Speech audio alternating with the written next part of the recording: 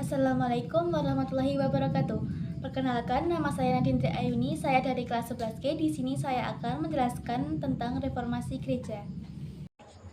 Sebelum masuk materi reformasi gereja, teman-teman tahu nggak sih apa itu reformasi gereja?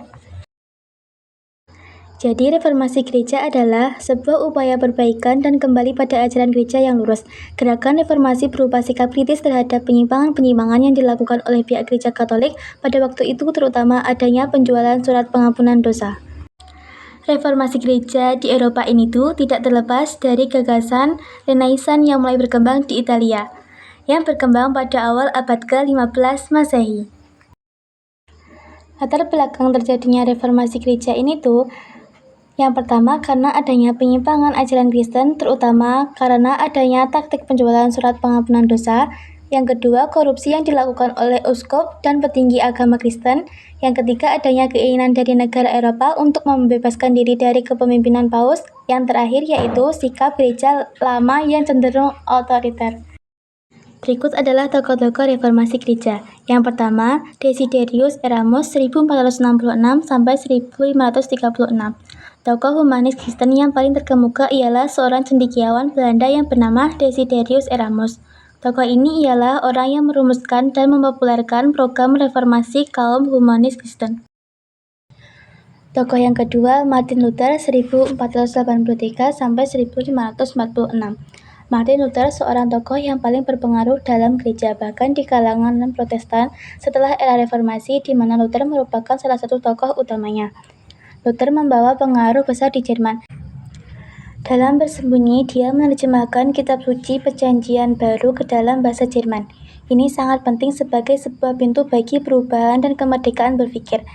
Selama 150-an tahun, yang berhak membaca kitab suci hanya segelintir orang, dan yang berhak menafsirkannya hanya para petinggi gereja seperti Paus di Roma.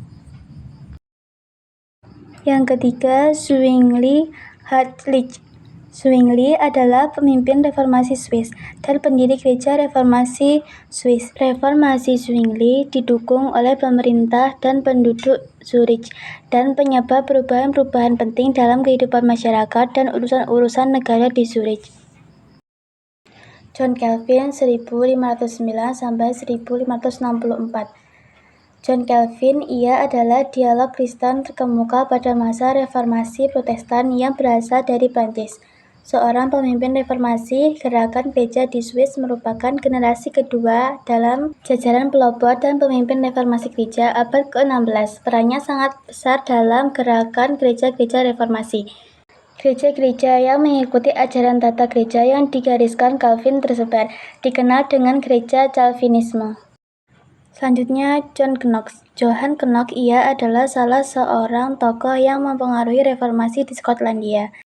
Ia merupakan salah satu murid Calvin di Jenewa, sehingga pengaruh teologi Calvinis sangat kental dalam dirinya. Menurut Knox, Kristenan dan kemerdekaan nasional harus dapat ditemukan bersama karena keduanya merupakan suatu pengumpulan yang dapat diselesaikan bersama. John Wycliffe adalah seorang pengajar di Universitas Oxford, Inggris, yang dikenal sebagai filsuf, teologi, pengkhotbah, dan penerjemah, dan tokoh reformasi Kristen di Inggris.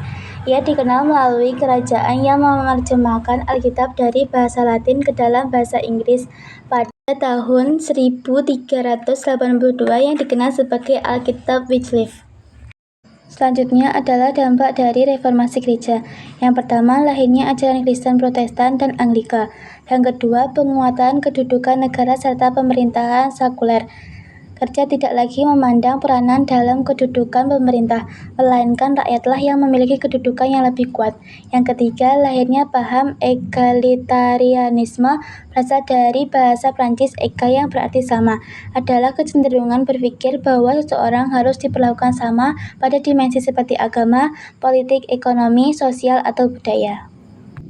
Sekian penjelasan dari saya. Apabila ada kesalahan kata dan penulisan, mohon dimaafkan. Wassalamualaikum warahmatullahi wabarakatuh.